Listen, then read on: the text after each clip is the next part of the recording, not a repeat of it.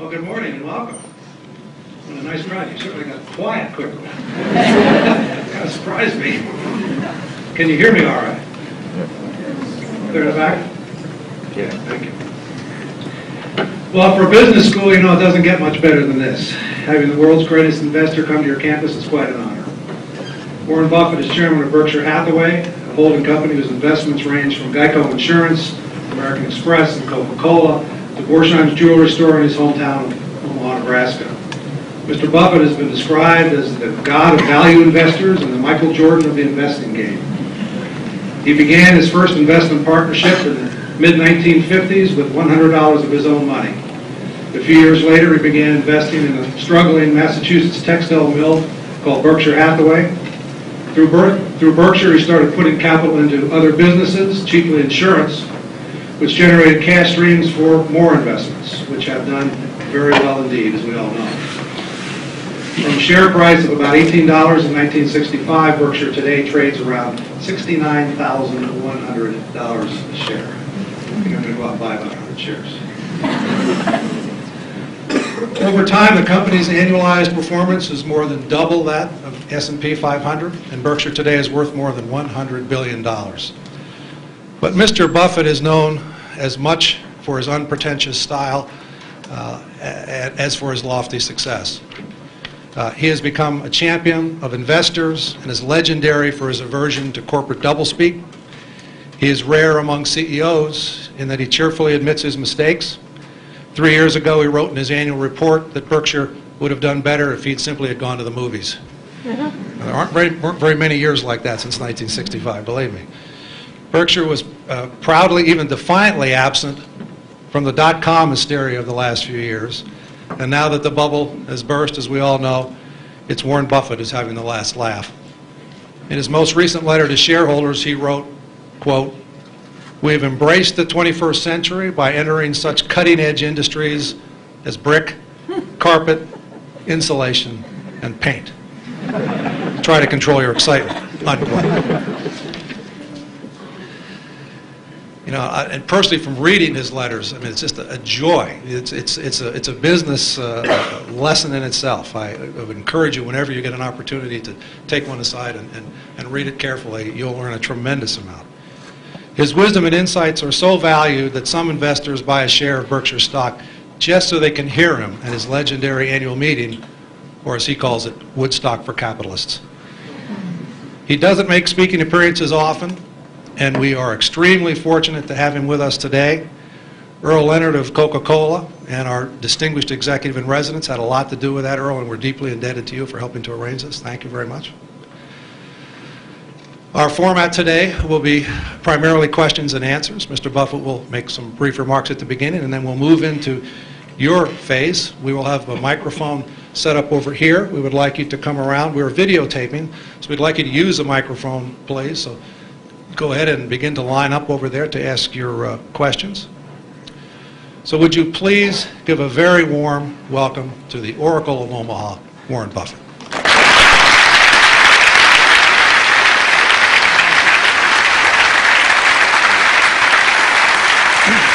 Your mic, so you can go anywhere you want. Okay. Yeah, right. Thank you. Testing. 1 million, 2 million. Okay.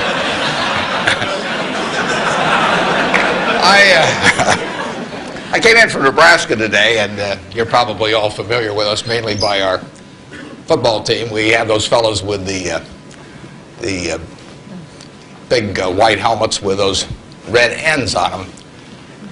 I asked one of our starters the other day, what's the N stand for? And he said, knowledge. We make it tough on them, though. I mean, you don't coast through Nebraska just because you're a football player. They major in agricultural economics. And there's a two-question final for all of the players. And first question is, what did old MacDonald have? And they were giving that to one of our potential Heisman Trophy winners the other day, and he started to sweat. Finally, he brightened up. He said, farm. Professor, delighted, of course. You don't want to flunk a Heisman candidate. So he said, you're halfway home. He said, just one more question. He said, how do you spell farm? Now the guy really starts to sweat. He looks at the ceiling and he looks around. Finally his face brightens up and he says, E-I-E-I-O. So watch for that guy this year. He'll be dynamite. I really want to talk about what's on your mind, so we're going to do a Q&A in a minute. There are a couple questions I always get asked. People always say, well, who should I go to work for when I get out? And I've got a very simple answer. We may elaborate more on this as we go along, but the real thing to do is to get going in for some institution or individual that you admire. I mean, it's crazy to take in between jobs just because they look good on your resume or because you get a little higher starting pay. I was up at Harvard a while back, and a very nice young guy picked me up at the airport, Harvard Business School attendee, and he said, look, he said, I went to undergrad here, and then I worked for X and Y and Z, and now I've come here. And he said, I thought it would really round up my resume perfectly if I went to work now for a big management consulting firm. And I said, well, is that what you want to do? And he said, no, but he said, that's the perfect resume. And I said, well, when are you going to start doing what you like? And he said, well, I'll get to that someday. And I said, well, I said, your plan sounds to me a lot like saving up sex for your old age. It just doesn't make a lot of sense. I told that same group, I said, go to work for whomever you admire the most. And I said, you can't get a bad result. You'll jump out of bed in the morning and you'll be having fun. And the dean called me up a couple of weeks later. He said, what'd you tell those kids? He said, they're all becoming self-employed. So you've got to temper that advice a little bit. Play one game a little bit with me for just a minute, and then we'll get to your questions. I'd like for the moment to have you, have you pretend I've made you a great offer, and I've told you that you could pick any one of your classmates, and you now know each other probably pretty well after being here for a while.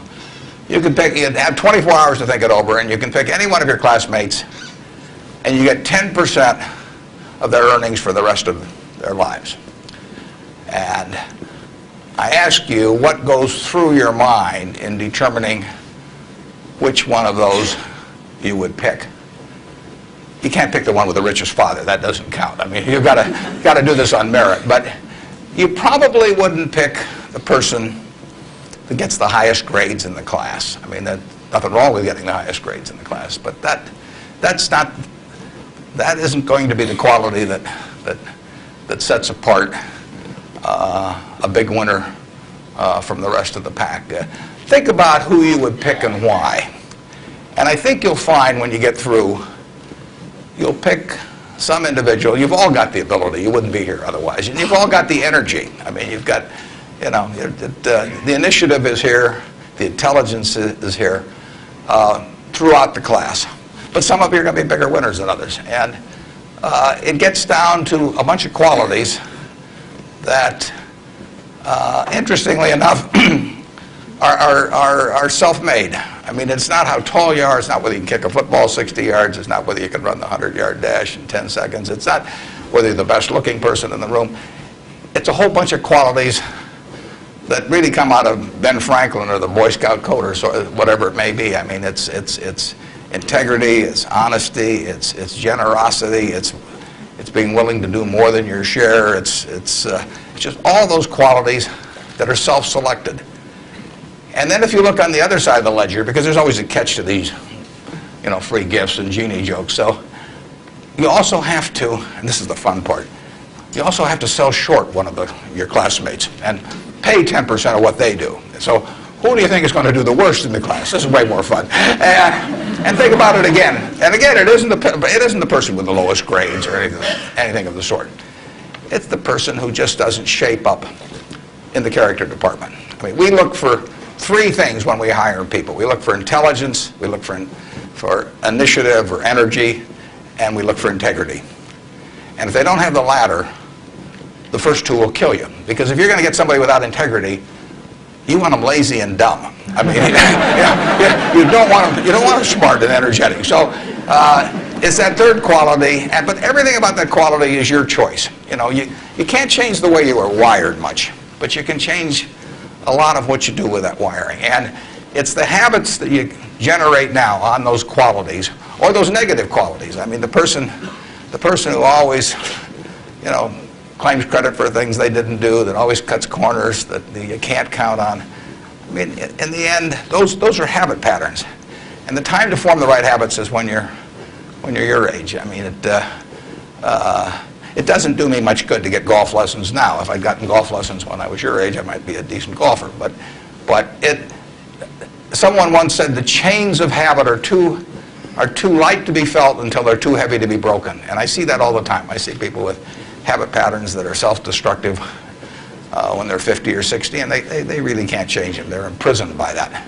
But you're not imprisoned by anything. So when you write down the qualities of that person that you'd like to buy 10% of, look at that list and ask yourself, is there anything on that list I couldn't do? And the answer is there won't be.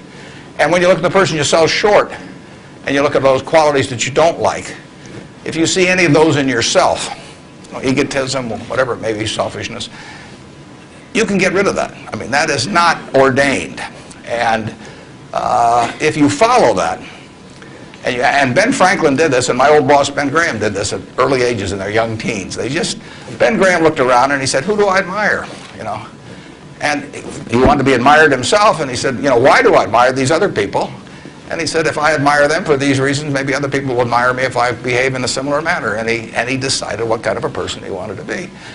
And if you follow that, at the end you'll be the person you want to buy 10% of. I mean, that's the goal in the end.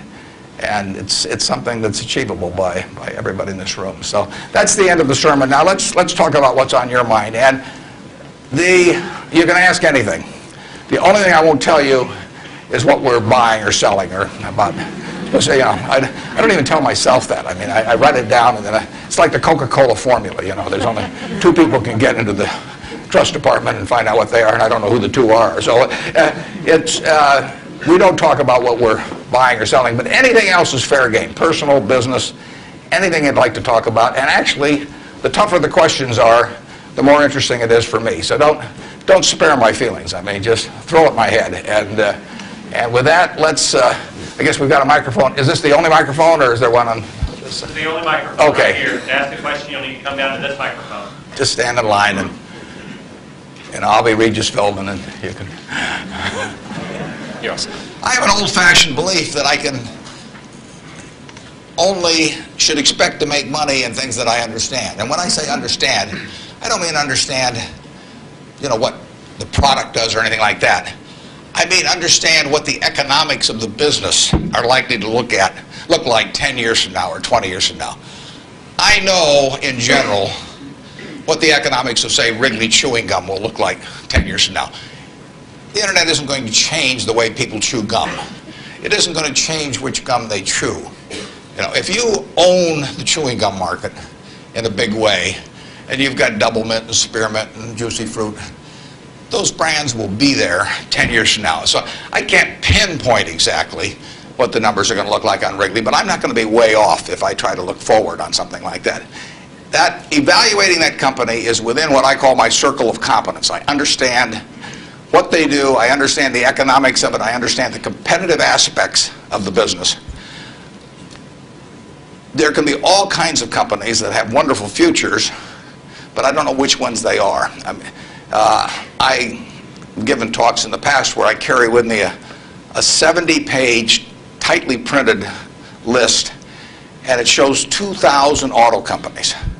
Now, if at the start of the 20th century, you had seen what the auto was going to do to this country, the impact it would have on the lives of then your children and grandchildren and so on. It transformed the American landscape.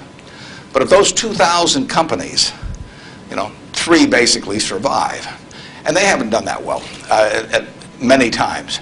So how do you pick 3 winners out of 2,000? I mean, it's not so easy to do. It's easy when you look back, but it's not so easy looking forward. So you could have been dead right on the fact that the auto industry, in fact, you probably couldn't have predicted how big an impact it would have. But you wouldn't have, if you'd bought companies across the board, you wouldn't have made any money, because the economic characteristics of that business were not easy to define. I've always said the easier thing to do is figure out who loses. And what you really should have done in 1905 or so, when you saw what was going to happen with the auto, is you should have gone short horses. There were 20 million horses in 1900, and there's about 4 million horses now. So it's easy to figure out the losers. You know, the loser is the horse. But the winner was the auto overall. But 2,000 companies just about failed. A few merged out and so on. There were 3 companies, auto companies, in the Dow Industrials in the 1920s and 30s. Studebaker, Nash Kelvinator, and Hudson Motor. Now those names are all familiar to me, and maybe some of them are familiar to you, but they're not making any cars. You know, they didn't make money, and yet at one time they were in the Dow 30. They were the aristocrats of American business, and they got creamed. So figuring out the economic characteristics of the winners in a wonderful business is not easy. In North Carolina, you know, Orville and Wilbur took off, or I guess Orville took off and Wilbur watched. I'd have been Wilbur. But if you could have seen the future of the airline business from that point forward and how that would transform things, you know, it would have blown you away. And it's excited people, incidentally, ever since. But if there had been a capitalist at Kitty Hawk, he should have shot Orville down. I mean, because it's done nothing but cost investors money. There were over 400 airplane companies in the 1920s and 30s alone. There was in Omaha. There was in Nebraska. We were the Silicon Valley, apparently, of aircraft. And they all disappeared. It's been a terrible business. At the end of 1991, if you'd added up the aggregate earnings from all airline companies with billions poured in, since Wilbur and Orville were down there, they came to less than zero. The number of passengers went up every year. You know, the importance of the industry was dramatically increased decade by decade, and nobody made any money. So figuring out the economic consequences. TV, I think there's, I don't know, 20, 25 million sets a year sold in the United States. I don't think there's one of them made in the United States anymore. I mean, you'd say TV set manufacturer, what a wonderful business. I mean, everybody, you know, nobody had a TV in 1950, or thereabouts, 45 to 50. Everybody has multiple sets now. Nobody in the United States has made any real money making the sets. They're all out of business. You know, the Magnavoxes, the RCAs, all of those companies. Radio was the equivalent of the 20. Over 500 companies making radios in the 1920s. Again, I don't think there's a U.S. radio manufacturer at the present time. But Coca-Cola, you know, what was it, 1884 at Jacobs Pharmacy or whatever, the fellow comes up with something. A lot of copiers over the years. But now you've got a company that is selling roughly 1.1 billion 8-ounce servings of its product, not all Coke, Sprite, and some others, daily throughout the world 117 years later. So understanding the economic characteristics of a business is different than predicting the fact that an industry is going to do wonderfully. And so when I look at the internet businesses, or I look at tech businesses, I say this is a marvelous thing, and I love to play around on the computer, and now I order my books from Amazon and all kinds of things, but I don't know who's going to win. And unless I know who's going to win, I'm not interested in investing. I'll just play around on the computer. And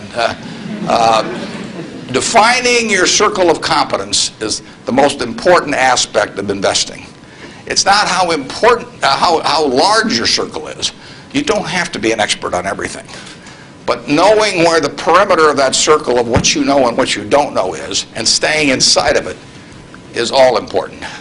Tom Watson Sr., who started IBM, said in his book, he said, I'm no genius, he said, but I'm smart in spots, and I stay around those spots. And you know, that is the key. So if I understand a few things, and I stick in that arena, I'll do okay. And if I don't understand something, but I get all excited about it because my neighbors are talking about it, and stocks are going up and everything, I start fooling around someplace else, eventually I'll get creamed, and I should. So now let's go over here. Hello, Mr. Buffett. I got 2 short questions. One is, how do you find intrinsic value in a company? Well, intrinsic value is what is the number that if you were all-knowing about the future and could predict all the cash that a business would give you between now and Judgment Day, discounted at the proper discount rate, that number is what the intrinsic value of a business is. In other words, the only reason for making an investment and laying out money now is to get more money later on, right? That's what investing is all about. Now, when you look at a stock, when you look at a bond, assuming it's the United States government bond, it's very easy to tell how much you're going to get back.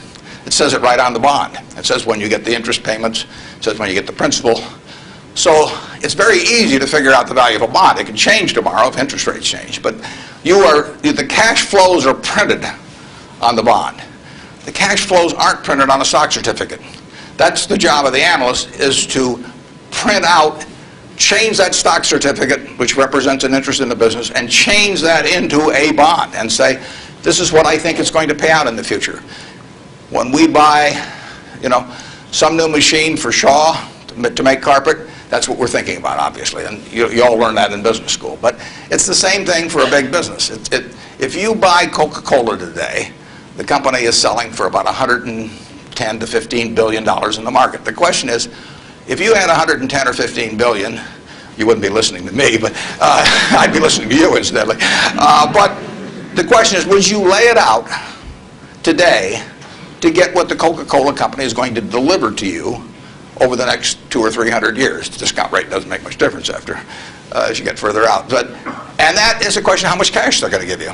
It isn't a question of, it isn't a question of how many analysts are going to recommend it, or what the volume in the stock is, or what the chart looks like, or anything. It's a question of how much cash it's going to give you. That's the only reason. It's true if you're buying a farm. It's true if you're buying an apartment house. Any financial asset, oil in the ground, you're laying out cash now to get more cash back later on. And the question is how much are you going to get, when are you going to get it, and how sure are you? And when I calculate intrinsic value of a business, when we buy businesses, and whether we're buying all of a business or a little piece of a business, I always think we're buying the whole business, because that's my approach to it. I look at it and say, what will come out of this business and when? And what you really like, of course, is them to be able to use the money they earn and earn higher returns on it as you go along. I mean, Berkshire has never distributed anything to its shareholders, but its ability to distribute goes up as the value of the businesses we own increases. We can compound it internally, but the real question is, Berkshire selling for, we'll say, 105 or so billion now. What can we distribute from that 100? If you're going to buy the whole company for 105 billion now, can we distribute enough cash to you soon enough to make it sensible at present interest rates to lay out that cash now? And that's what it gets down to. And if you can't answer that question, you can't buy the stock. You can gamble in the stock if you want to, or your neighbors can buy it. But if you don't answer that question, and I can't answer that for internet companies, for example. There are a lot of companies, there are all kinds of companies I can't answer it for, but I just stay away from those. Number two. So you got formulas involved in finding intrinsic values on certain companies. I mean, you've got a mathematical system set up. Discounted present value of future cash, yeah. Okay. Second short question is, why haven't you written down your set of formulas or your strategies in written form so you can share it with everyone else? Well, I think I actually have written about that. If you read the annual reports over the recent years, in fact, the most recent annual report, I use what I've just been talking about. I use the illustration of Aesop.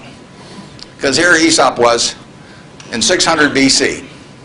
Smart man. Wasn't smart enough to know it was 600 BC, though. I mean, would take a little foresight. But Aesop, in between tortoises and hares and all these other things, he found time to write about, birds.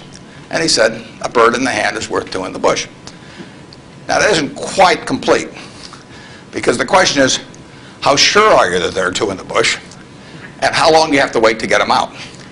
Now, he probably knew that, but he just didn't have time because he had all these other proverbs to write and had to get on with it. But he was halfway there in 600 BC. That's all there is to investing, is how many birds are in the bush, when are you going to get them out, and how sure are you? Now, if interest rates are 15%, roughly, you've got to get two birds out of the bush in 5 years to equal the bird in the hand. But if interest rates are 3%, and you can get two birds out in 20 years, it still makes sense to give up the bird in the hand, because it all gets back to discounting against an interest rate. Problem is, often you don't know, not only how many birds are in the bush, but in the case of the internet companies, there weren't any birds in the bush. But they still take the bird that you give them from the hand. But I actually have written about this sort of thing, and stealing heavily from Aesop, who wrote it some 2,600 years ago, but I've been behind on my reading. Yeah. Good morning. I know you're famed for your success, but I was curious if there were any particular moments in your life that, or mistakes or failures that you've made that were particularly memorable, what you may have learned from them, and if you had any particular advice for the students here in dealing with discouraging circumstances. Yeah, I've made a lot of mistakes. Biggest mistake, well, not the biggest, necessarily the biggest, but buying Berkshire Hathaway itself was a mistake, because Berkshire was a lousy textile business, and I bought it very cheap. I'd been taught by Ben Graham to buy things on a quantitative basis. Look around for things that are cheap. And that I was taught that, we'll say in 1949 or 50. It made a big impression on me. So I went around looking for what I call used cigar butts of stocks. And the cigar butt approach to buying stocks is that you walk down the street and you're looking around for cigar butts, and you find this, on the street, this terrible looking, soggy, ugly looking cigar, one puff left in it. But you pick it up and you get your one puff. It's disgusting, you throw it away, but it's free. I mean, it's cheap. And then you look around for another soggy, one puff cigarette. Well, that's what I did for years. It's a mistake. Although you can make money doing it, but you can't make it with big money. It's so much easier just to buy wonderful businesses. So now I would rather buy a wonderful business at a fair price than a fair business at a wonderful price. But in those days, I was buying cheap stocks. And Berkshire was selling below its working capital per share. You got the plants for nothing, you got the machinery for nothing, you got the inventory and receivables at a discount. It was cheap. So I bought it. And 20 years later, I was still running a lousy business, and that money did not compound. You really want to be in a wonderful business, because the time is the friend of the wonderful business. You keep compounding, it keeps doing more business, and you keep making more money. Time is the enemy of the lousy business. I could have sold Berkshire, perhaps liquidated it, and made a quick little profit, one puff. But staying with those kind of businesses is a big mistake. So you might say I learned something out of that mistake, and I would have been way better off taking what I did with Berkshire is I kept buying better businesses. I started an insurance business, See's Candy, the Buffalo, all kinds of things. I would have been way better doing that with a brand new little entity that I'd set up rather than using Berkshire as the platform. Now I've had a lot of fun out of it. I mean, everything in life seems to turn out for the better, so I don't have any complaints about that, but it was a dumb thing to do. I went into U.S. Air. I bought a preferred stock in 1989. As soon as my check cleared, the company went into the red and never got out. I mean, it was really dumb. I mean, I've got an 800 number I call now whenever I think about buying an airline stock. I call them up any hour that, fortunately, I can call them at 3 in the morning, and I just dial and I say, my name's Warren, I'm an aeroholic, and I'm thinking about buying this thing, and then they talk me down. I mean, it takes hours sometimes, but it's worth it, believe me. If you ever think about that buying an airline stock, call me and I'll give you the 800 number, because you don't want to do it. But we got lucky in terms of how we eventually came out on it. But it was a dumb, dumb decision, all mine. And I've done biggest in terms of opportunity cost and eventual costs.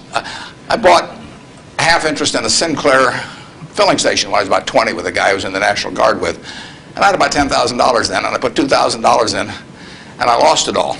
So that was 20%, and that means that the opportunity cost is now $6 billion of that filling station, which is a big price to pay for, getting to wipe a few windows and a few windshields and things like that. So actually, I like it when Berkshire goes down, because it reduced the cost of that mistake on an opportunity cost.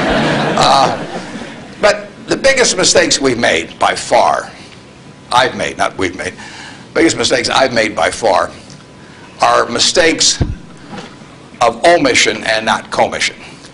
I mean, it's the things I knew enough to do, they were within my circle of competence, and I was sucking my thumb. And that is really, those are the ones that hurt. They don't show up anyplace.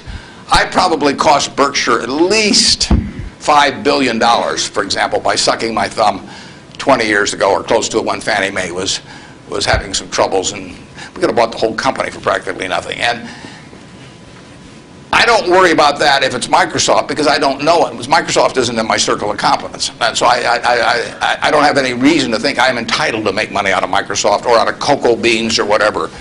But I did know enough to understand Fannie Mae, and I blew it. And that never shows up under conventional accounting. But I know the cost of it. I know. I passed it up. And those are the big, big mistakes. And I've had plenty of them. And unless I tell you about them in the annual report, and I resist the temptation sometimes, unless I tell you about them in the annual report, you're not going to know it because it doesn't show up under conventional accounting. But omission is way bigger than commission. There's big opportunities in life have to be seized. We don't do very many things, but when we get the chance to do something that's right and big, we've got to do it. And even to do it in a small scale is just as big a mistake almost as not doing it at all. I mean, you've really got to grab them when they come, because you're not going to get 500 great opportunities. You would be better off if when you got out of school here, you got a punch card with 20 punches on it, and every financial decision you made, you used up a punch. You'd get very rich because you'd think through very hard each one. I mean, you went to a cocktail party and somebody talked about a company you didn't even understand what they did or couldn't pronounce the name, but they made some money last week and another one like it. You wouldn't buy it if you only had 20 punches on that card. There's a temptation to dabble, particularly during bull markets. In stocks, it's so easy. It's easier now than ever because you can do it online. Just you click it in and maybe it goes up a point and you get excited about that and you buy another one the next day and so on. You can't make any money over time doing that. But if you had a punch card with only 20 punches, you weren't going to get another one the rest of your life, you would think a long time before every investment decision.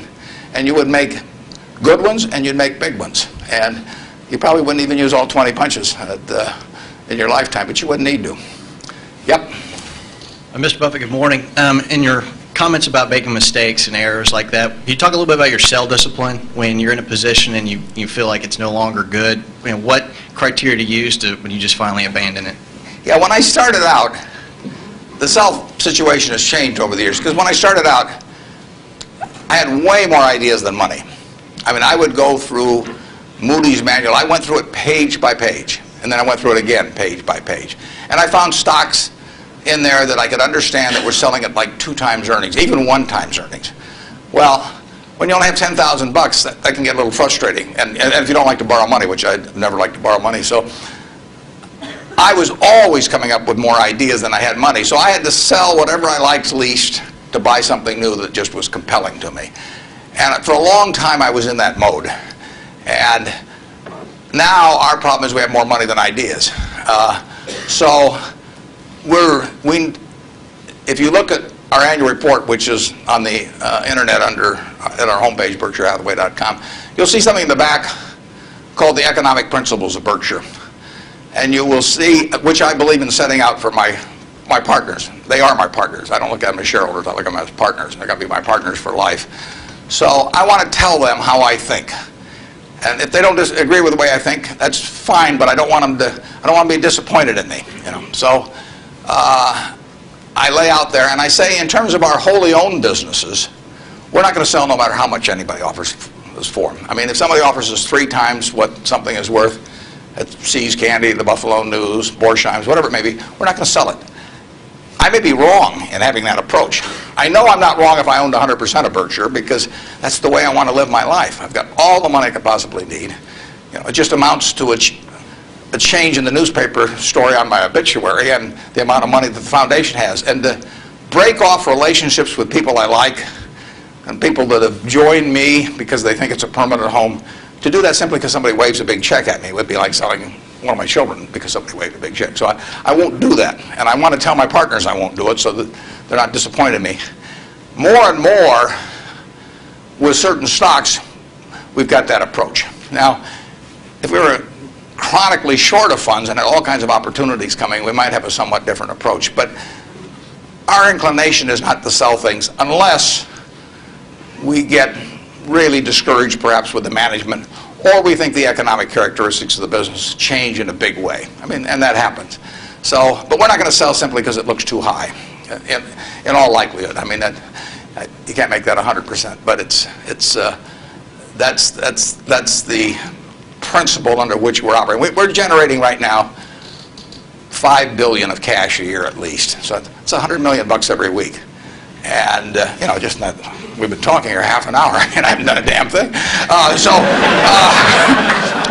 It's, the real question is how do you put it out intelligently? And if we were selling things, it'd be just that much more. So there may come a time when that would change. But we want to, and I have partners, shareholders, partners, who would say, if you can get 3 times what See's Candy's worth, why don't you sell it? And that's why I want to be sure before they come in, they know how I think on that. I mean, they're entitled to know that.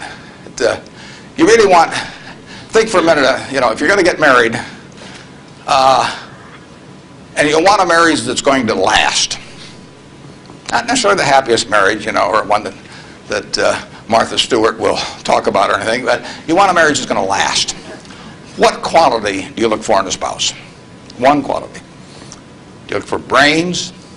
Do you look for humor? Do you look for character? Do you look for beauty? No. You look for low expectations.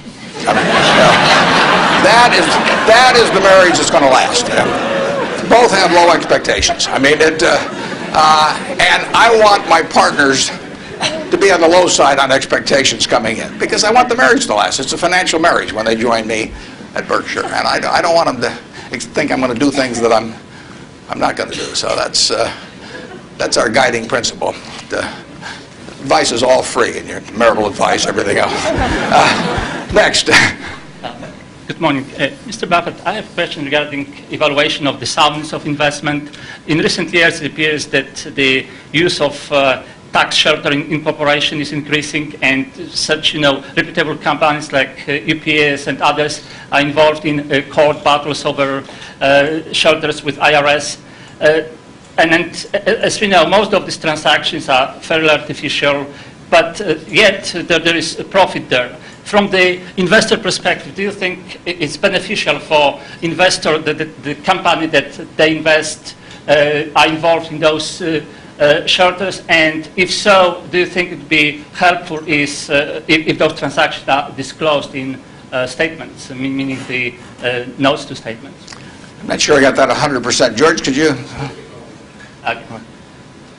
I will repeat. Earl, did you? Shortly. Yeah. If you think that involvement of corporations that you invest, or anybody for that matter invest in tax shelter, which is by some definition... tax shelters? Right.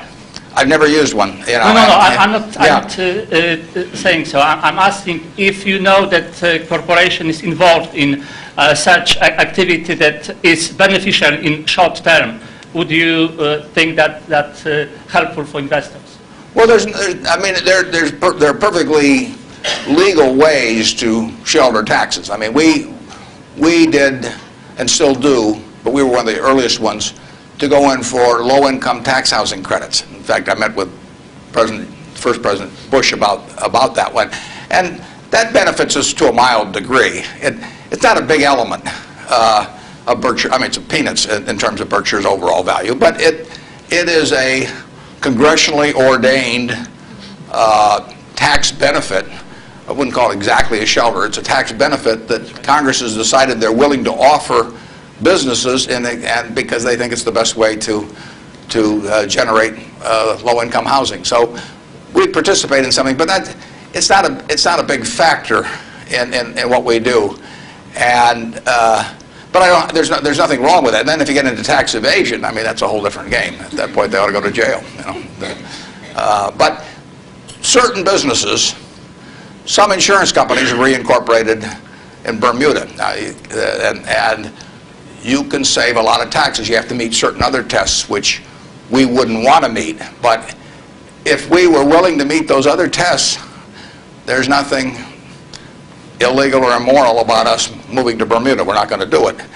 And but if the restrictions weren't there, I mean, the tax code is the rule book, and you follow the rule book. I think some of the things people do in terms of bending that rule book get very close to fraud and sometimes cross the line into fraud, and when they do, I think they ought to be prosecuted. But that's another game. And incidentally, there has been more pushing on that, I would say, in the last 5 years, and certainly was my experience earlier. And there are more, I think now it's diminished in the last year or two, but a couple years ago there was some very aggressive marketing by some of the auditing firms, and of these, even with percentage shares of the gain to be paid to the auditors. And I think that those things got fairly dubious, and particularly when they shopped for legal opinions, so that if you got caught doing these things, you can say, well, I was relying on this legal opinion, and therefore I shouldn't go to jail, but just pay the back taxes. So I don't know of anything we're associated with that has done that, but obviously if they push too far, we don't want to be there. Thank you. Yep. I was curious, with the large number of people you now have with tremendous amounts of wealth, what do you think of the current state of philanthropy? Well, I'll be out this week. Actually, I'm going to a Coca-Cola meeting, and I'm flying out to Seattle and talking to the United Way group out there. Seattle United Way raises more per capita, I believe, than any United Way in the country. And Bill Gates will be there. We're talking jointly. His mother was very active in United Way. But Bill is going to give away over $1 billion a year. And a lot more later on, but right now $1 billion. And it's very interesting. I mean, he is very rational about it, and he's very informed. In fact, he got somebody, I think his primary advisor in the medical field is a fellow who was with the CDC in Atlanta. And Bill reads 15 books a month on this. I mean, he can just absorb it. I wouldn't be able to get it that fast. But he just says with $1 billion, he wants to save as many lives per year as he can. So that's his objective. It's just as much a metric of his foundation as some other metric, return on capital, might be for a business. And he says, I'm going to spend $1 billion a year. How many lives can be saved for that? So he's gotten very heavily into vaccines and AIDS in Africa, a number of things. It's very rational. I personally think all of my 99-point-something% of my net worth will go to a foundation after the latter of my wife and I die. I mean, it's all going to go to a foundation. As far as I'm concerned, I got it from society. It's going to go to society. I've written a letter to my trustees, and I've got very few trustees. If you got a whole bunch of trustees, in my view, they just homogenize themselves down to sort of the lowest common denominator, because you get 30 people in a room, and prestigious people, but they'll all have their particular alma mater, and they'll all have their particular hospital, and it'll become a big trade-off game. It'll be a little like Congress. So I have very few people, and I don't give them anything specific, because I tell them their judgment above ground will be better than my instructions from 6 feet underground. So I don't like to think that, but it's true. So I tell them, look, the society are the ones that don't have a natural funding constituency or are just damned intractable and very difficult to solve. So I tell them I am not going to haunt them at all if they spend big money on some terribly important problem and they fail, because they're taking on tough problems. When I buy businesses, I'm buying easy businesses. But the reason the big problems of society are big problems is that they're damn tough to solve. So they're swinging at bad pitches. I'm swinging at easy pitches in business, but they have to swing at bad pitches. But I tell them I want them to try and do it. And if they fail, it doesn't bother me at all. I tell them if they give $1 million here and $1 million there and $1 million there, they're not going to sleep, because I'm going to be haunting them. I'm going to come back every night. I do not want the eyedropper approach used to philanthropy. But I want them to use their judgment to look at important problems that do not have a natural funding constituency. If the government's going to fund it, fine. I mean, they should be funding important problems, but we won't need to do it. The role of private philanthropy, in my opinion, is to fund things that don't have the natural constituency, and that's what Bill's doing. There aren't a bunch of people around that you can make an emotional appeal to make vaccines available to millions and millions of kids around the world. It doesn't tug at anybody's heartstrings. You can't name buildings after them. I mean, it just isn't the sort of thing that you can raise money for on an emotional basis. And there's nothing wrong with raising money on an emotional basis. But that is a problem that won't get solved by a funding constituent that's responding to that. But Bill is responding to what in his mind is the important thing, which is saving lives, and he doesn't care whether he gets his name on a building or whether anything happens or whether anybody knows about it. I mean, he gets publicity just because of the scale he's on, but he doesn't care about that. I can promise you that. So that's my philosophy, is that I got this money not because I'm a superior human being, not because I've done more for society than other people. I was wired the right way to be dropped into the United States at this particular time. I mean, it's a huge capitalistic society, and I'm wired, no credit to me, but I just was born that way, so that I'm better at asset allocation than other people to some degree. Just like other people are better at all kinds of other things. And I was with two teachers out at Sun Valley that are doing more for society than I am, and they don't, this market system does nothing for them. Market system does all kinds of things for me. Gates says if I'd been born 5,000 years ago, I'd have been some animal's lunch, because I can't run very fast, and I can't climb trees. I mean, what those, and I could tell that animal is chasing me, wait till we see how I can allocate assets, But it wouldn't have made any difference. So here I am, I'm born now, just very, very lucky. And the odds when I was born in 1930, the odds were 50 to 1 against me being born in the United States. That's a terrible set of odds to face. And yet I was dropped down here, And if I'd been dropped down in Peru or someplace or China, I mean, I wouldn't have had a chance. So society is what does it for you. And it should go back, in my view, it should go back to society. If you've been lucky enough to be dropped into a society where your particular wiring pays off big, that's just luck. And there's nothing wrong with being lucky. I don't feel guilty about it or anything else, but I also don't feel that, I feel I have a lot of fun doing what I do, but I feel the money should go back into society, and it should go back as intelligently as it can. And the best way to do it intelligently is to have high-grade and intelligent people administering it at the time. And you don't know the problems that are going to be out there 10 years from now or 20 years from now or 30 years from now. But I do know if I've got a small number of high-grade, smart people, and high-grade is more important. If you gave me 20 extra points of IQ, but cheated a little on the high grade, I wouldn't take it, because they got to be. There's so many chances to do things in a petty way, or to try to. I mean, people get subverted in their own minds to their own interests rather than the interests of the institution. So I really want super high-grade people doing it, and I've got them.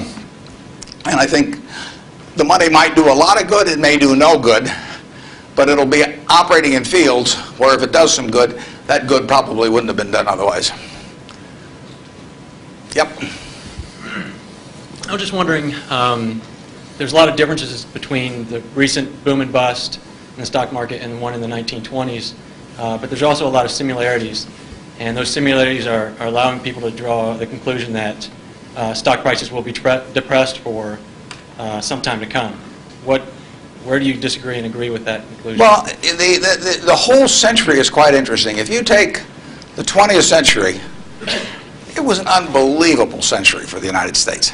The GDP per capita, and that's the way to think of it, as per capita. Sometimes they talk about our GDP versus Europe's. But if their population's the same every year and ours goes up 1%, you've got to, in the end, you got to have a divisor as well as a numerator. And so GDP per capita in the 20th century in the United States went up 610%. Actually, qualitatively, it went up far more than that, because you can't really measure certain things in medicine or whatever it may be, and improvements. But just on a quantitative basis, it went up every single decade, including the decade of the 30s. So here you had 100 years when basically the U.S. citizenry was improving their lot decade by decade by decade. The 30s, it was up 13%. Best decade was World War II. The 40s, it's up 36%. The worst decade was the First World War. So you get sometimes the analogy, you can get in trouble on analogies. But in any event, it was a huge period. Interestingly enough, there were 6 big periods in there for the stock market in both directions. There were 3 big bull markets. From 1900 to 1921, the Dow went from 66 to 71, less than a 10% move in 20 years. less than 0.5% a year. You got dividends too, but 0.5%. So it didn't move. From 21 to 29, as you point out, it went from 71 to a high of 381 in September of 1929. Went up 500%. Well, obviously, the well-being of the country didn't go up 500% during that period, and the well-being of the country went up a whole lot more than 10% during that first 21 years. So you got this very uneven development. Then from September 1929 until the end of 1948, the Dow went from 381 to about 180. It was cut in half. And that was 18 long years. And yet the per capita GDP was moving right up during this whole period. So the economy was doing fine. From 48 to 65, the Dow went again from about 180 up to close to 1,000. Again, 5 for 1, which was far outstripping it. From 65 to 81, the Dow went down, literally. Well, again, per capita GDP. And then we've had this last period where it's gone up terrifically. If you take the whole 100 years, it went up 180 for 1. Every $1,000 became 180,000. But 43 and 3/4 years were those 3 big, huge bull markets, and 56 and 1/4 years were periods of stagnation, all in an economy that was doing fine, year after year after year. 56 and 1/4 years, net, the Dow was down a couple hundred points during that period, and the other 43 and 3/4 years made up the rest of this move from 66 to 11,000 some on the Dow. So you say to yourself, how could it be that you could have a country that was doing better and better and better and better? Citizens were living, every generation was living better than the one that preceded it. But you had these huge changes, big gains a few times, long periods of stagnation. 20 years, I mean, that's a long time to do nothing. The answer is that investors behave in very human ways, which is they get very excited during bull markets and they look in the rearview mirror and they say, I made money last year, I'm going to make more money this year, so this time I'll borrow, or the neighbor says, I wasn't in last year when that neighbor was dumber than I made a lot of money, so I'm going to go in this year. So they're always looking in the rearview mirror. And when they look in the rearview mirror and they see a lot of money having been made in the last few years, they plow in and they just push and push and push on prices. And when they look in the rearview mirror and they see no money having been made, they just say, this is a lousy place to be. So they don't care what's going on in the underlying business. And it's astounding. But that makes for huge opportunity. Just huge opportunity. I mean, I've lived through roughly half, in an investing sense, about half that period. And I've had that long period of stagnation from 65 to 82, 17 years. I wrote an article for Forbes in 1979. I just said, how can this be? Pension funds in 1970 put 100 and some % of their new money in stock because they were wild about stocks. Then they got a lot cheaper and they put a record low in, 9% of their net new money in 1978 when stocks were way cheaper. People behave very peculiarly in terms of the reactions because they're human beings and they get excited when others get excited, they get greedy when others get greedy, they get fearful when others get fearful, and they'll continue to do so.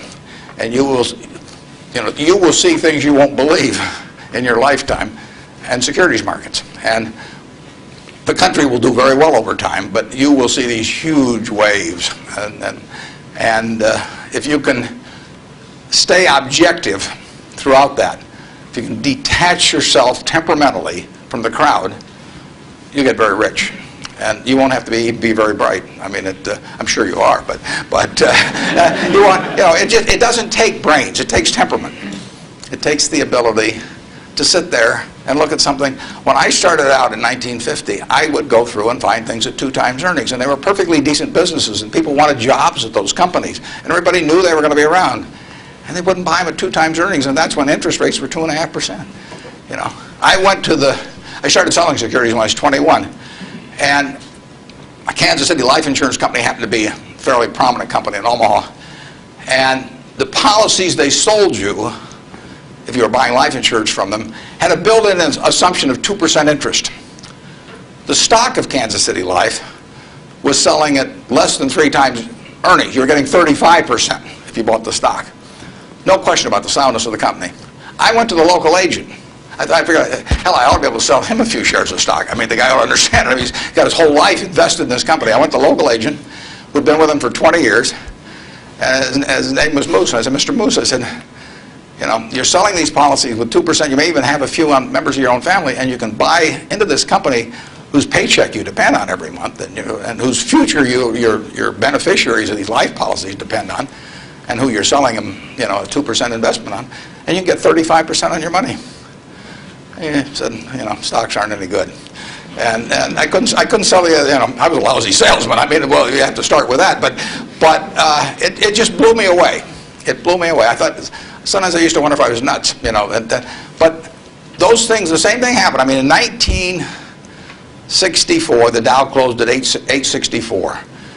At the end of 1981, 17 years later, it closed at 865. It moved 1 point in 17 years. Now, that's not a big move. And that, you can't believe how discouraged people were during that period. But, you know, people were living better. So things can go on a long time that don't make sense.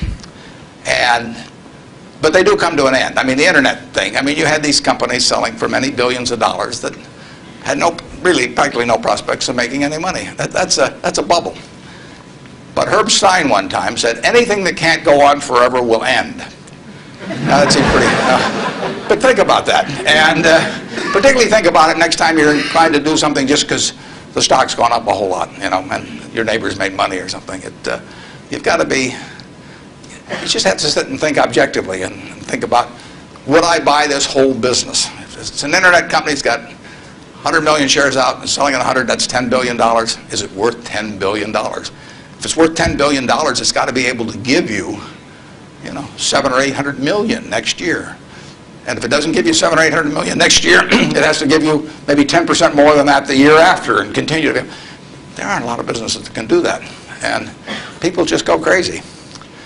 And of course, it's fun. I mean, it's, you know, it's like that sign they put in brokerage offices that says, avoid hangovers, stay drunk. You know, I mean, it's just so much fun to keep playing. But you got to do sensible things to get good results. Yeah. Next. Well, we got 3 people standing there, so let's do the 3 that are standing there. Okay. Good morning, sir. Hi. Hi. I was wondering what your opinion is of the Federal Reserve and their actions taken recently. Do you feel they've done enough to boost the economy?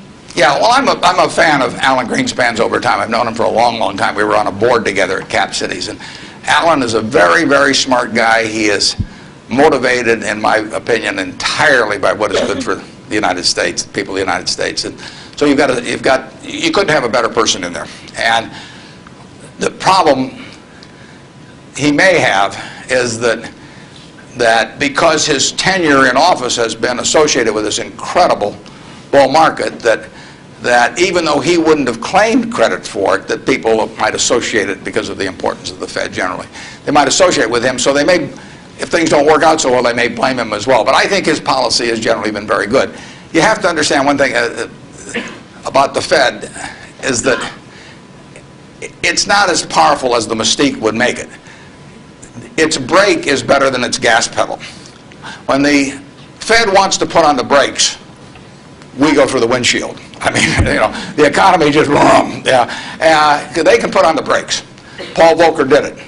He broke inflation by doing it. But I mean, when he put on the brakes in that period around 1980, I mean, people hated him. He was crucified for it, but it was the right thing to do.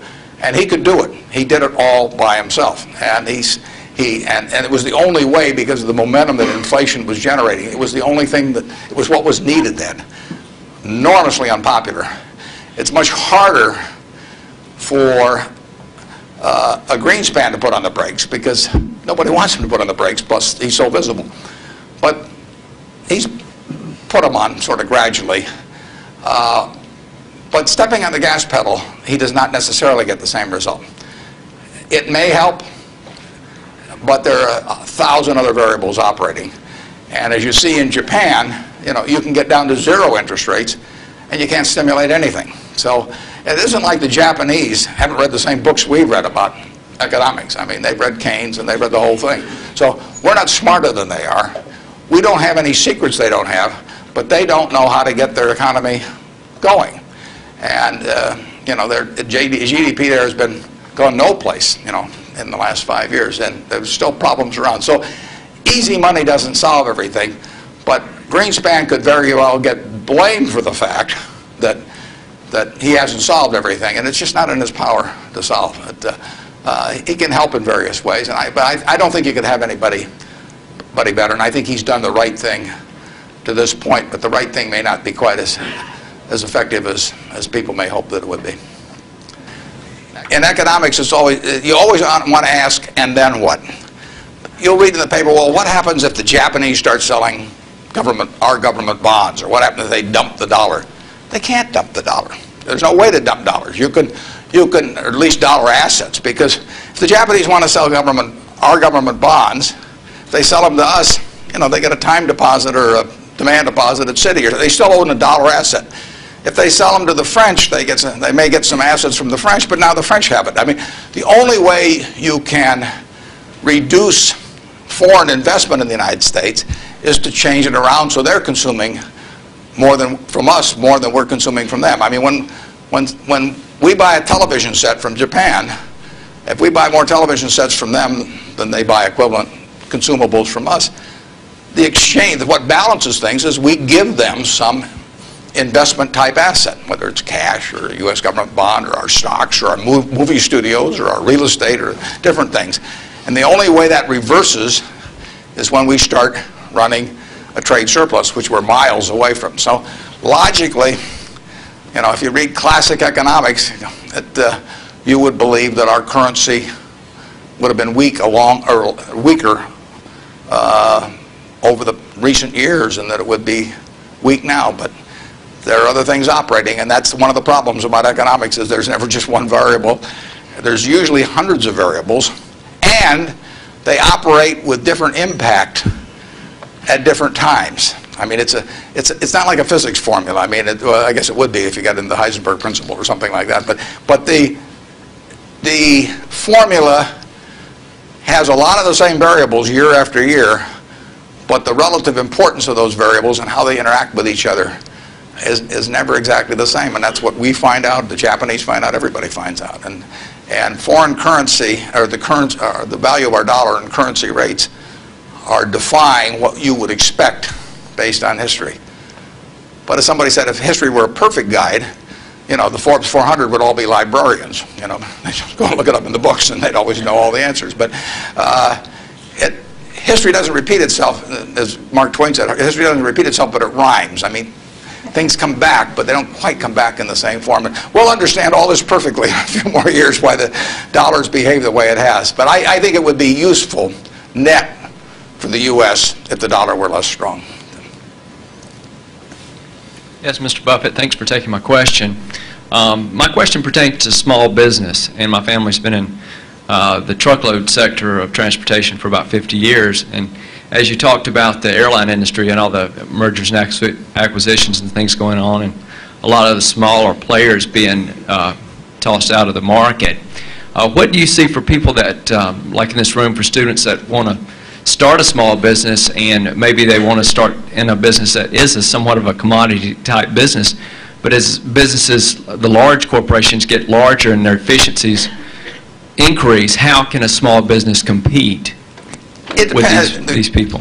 Yeah, in many areas, small businesses have an advantage. In other businesses, scale has a huge advantage. And I mean, you don't want to be a tiny carbon steel producer. On the other hand, when mini mills came along and learned how to use scrap more effectively than the older methods of making steel, they actually had an advantage. So scale is a huge advantage in some businesses.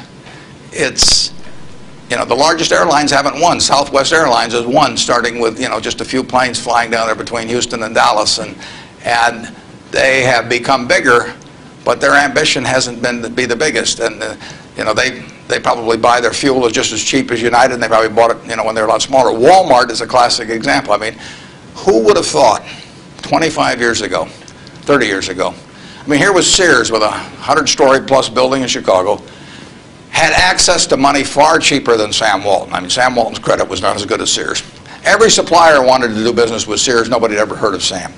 Every real estate developer who was developing a new shopping center went first to Sears, and Sam got the short end. So here's a guy starting in Bentonville, Arkansas, and he kills them over time. Just plain kills them. And disadvantage in buying, disadvantage in borrowing, disadvantage in real estate. Advantage, Sam Walton, and his ability to inspire, in the end, hundreds of thousands of people to be enthusiastic about going to work and doing the right things over time. So I would be just as optimistic about small business generally. Now, there's certain areas where scale is just plain important. But I see no disadvantage. We intentionally at Berkshire, we have 112,000 employees, more in Georgia than in any other state in the union, incidentally. We employ a lot of near Dalton, and we employ a lot of people in Macon at Geico. And we intentionally, with our 112,000 employees, we probably have, I don't know how many business units, but lots. And we only have 13.8 people at headquarters. I'm not the 0.8, incidentally. I resent it when people think that. I'm a full, but we have one woman that works 4 days a week. And that's all we have at headquarters, 112,000 people, 105 billion of market cap. But we intentionally keep our units small. We think, we want them to have the nimbleness, the responsiveness to the customer particularly, that will turn them, that essentially will more than offset anything that the scale of having maybe a little more purchasing power or something will develop. We own a home furnishings business in Utah, run by a fellow named Bill Child. He was featured in Fortune about one issue ago. The cover story was God in Business. Bill was the #1 illustration. Bill took that business from his father-in-law when it was doing $250,000 a year, and he now has over half the business in Utah in his field, about close to $400 million. He built it by thinking about the customer. And the truth was, he was competing with Sears, he was competing with Levitt's, was a huge furniture retailer in the past. He was competing with everybody. But all he thought about from the moment he got up in the morning was, how do I take care of my customer? And that wins. We have a business in Omaha, some of you may have heard of. It's the largest home furnishing store in the world. In Omaha, which only has a SMSA of 650,000 people. It's on 72 acres. It does $325 million in one location, which happens to be $500 for every man, woman, and child in the SMSA, but it draws from beyond that. That business comes about, or has resulted, from an investment of $500 in 1937 by a woman who walked out of Russia in 1921. She walked out, got on a peanut boat, landed in Seattle with a tag around her neck. She couldn't speak one word of English. The American Red Cross looked at the tag. It said Fort Dodge, Iowa. They got her to Fort Dodge, Iowa. She couldn't pick up the language. She was there 2 years. She said she felt like a dummy. So she came to Omaha because there were other Russian Jews there and she'd at least have somebody to talk to. Her little girl started school, Frances. Frances would come home at night and teach her mother the words she learned in school that day. That's how this woman, Rose Blumpkin, learned the English language, but from her daughter from kindergarten on, teaching her the words. She brought 7 siblings over from Russia, one at a time, $50 every time she saved $50. She sold used clothing and other works. She got her 7 siblings over, her mother and father, and by 1937, 16 years after she got here, she saved $500. She got on a train, went to Chicago, to the American Furniture Mart, which was this huge, impressive thing. She was smart as hell, but she thought like a peasant in a way, and she saw this building and she decided to name her company the Nebraska Furniture Mart. She went in and bought $500 worth of, she bought about $2,000 worth of merchandise. All the way back to Omaha, she worried because she thought, I owe $1,500, and she only had a $500 equity. So she got to Omaha. She took the bed, the sofa, the refrigerator out of her own home to sell fast so she could get the money so she could pay on time. She took that business and built it from that start. No one would sell to her. She went into court 4 times because the carpet manufacturers tried to keep her from selling at a discount, and she went into court and told the judge, because she figured out ways to buy this stuff in various nefarious ways from had other people buy it for her, and she said, look, I pay $3 a yard for this carpet. Brandeis sells it for $6.98. She says, I sell it for $3.98. Just tell me, Judge, how much you want me to rob people. She defended herself. Papers wrote it up. The judge bought carpet from her the next day. I mean, it was marvelous. Brandeis isn't selling anymore. They were the huge department store in Omaha. She put everybody out of business. And the punchline, she worked till she was 103. She sold me the business when she was 89. And she didn't have an audit. I went out to see her one afternoon. I took a check out with me and because I knew she wanted to do something. And I said, Mrs. B, here's the money. I said, I don't need an audit. Just tell me whether you owe any money. She said, I've never owed any money since I owed those guys back in 1937. And she said, it's all free and clear. She'd never seen a balance sheet. She didn't know what accounting terms meant, but she understood the nature of the business. And I told her, I said, I'd rather have your word, you know, than an audit from every one of the big 6 or big 8 or whatever there were, the number at the time of the top auditing firms. And she worked till she was 103. She died at 104. She had 3 siblings at her funeral. I mean, those are some genes. Her son works there now. He's 82 or 3, and the 3 sisters are all alive. But the punchline is, she couldn't read or write. This woman could not read or write. If you told her this room was 68 feet by 43, she would tell you how many square yards it was like that. She never went to school a day in her life. She would tell you how much that was at $5.98 a yard. She'd add the tax. She'd knock off something because she liked your looks. And that would be it. And that's, you know, that is that, you can't beat that, you know. And you can't replicate that at General Motors. You can't institutionalize that. The person who brings that kind of drive to a business and does it day after day and thinks about their customer, and that's all she did. Well, she raised 4 kids in the process too, but you can't, it can't miss. And no, you don't have to worry if you're an entrepreneur in most fields. There's some fields where you can't do it because there are scale aspects to it. But in most fields, you know, you'll kill people. Bob Shaw did that with Shaw. Nobody ever heard of Shaw in carpet 30 years ago, and he's got 40% of the carpet business in the country. So it's a great field of opportunity out there, and I don't know about trucking specifically, but I wish you the best on it. And you won't be at a disadvantage in many fields if you're small, and you'll actually have an advantage. George, thank you.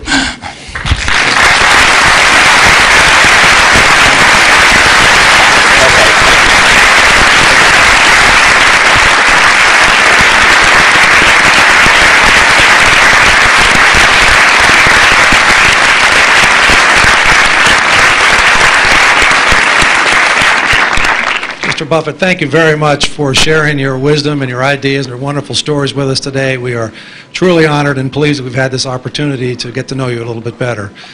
I'd like to thank a couple people before we conclude for helping with the logistics. Associate Dean Bob Gatewood, our Director of Alumni Relations, Marie Garrison. Thank both of you. David Dodson, our Director of Communications. There's a lot of work and effort went into this, and I thank all of you for all that you've done. And Earl, again, thank you for helping make this possible. Mr. Buffett, we have a parting gift for you, but it needs to be placed into context before we show you what it is. In your most recent newsletter to your annual report to the shareholders, you discussed some of the things that you look for in making acquisitions, and one of the things you talked about was owners. You look for owners who care who they sell to, and that was important to you. I'd like to quote from your report. When a business masterpiece has been created by a lifetime or several lifetimes of unstinting care and exceptional talent, it should be important to the owner what corporation is entrusted to carry on its history. A little bit further down you say, how much better it is for the painter of a business Rembrandt to personally select its permanent home than to have a trust officer or uninterested heirs auction it off. Well, we believe that many of these words apply to you as well. You too have created a business masterpiece. You too have created a Rembrandt. What we have today is a lighthearted portrait, a lighthearted characterization that we hope captures some of the business milestones in your career, and we hope also captures some of that quick-witted humor that you demonstrated today. It was painted by a good friend of ours and a well-known artist, lives here locally, Alan Campbell. Alan is with us, and he will help unveil it today. Alan, please come down.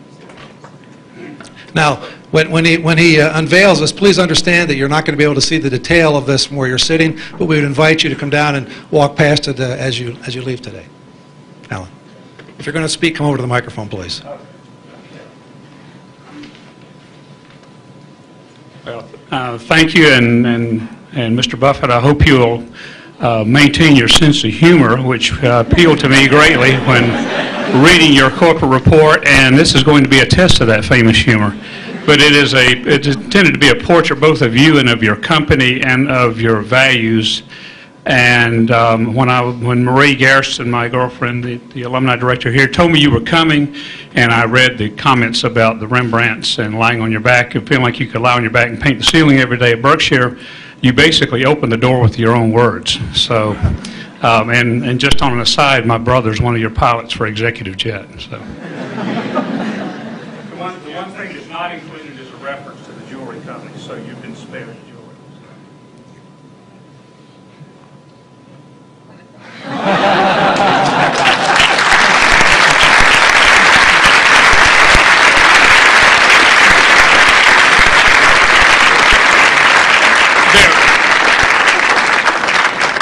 This is based on a very famous Rembrandt self-portrait, if anybody's information.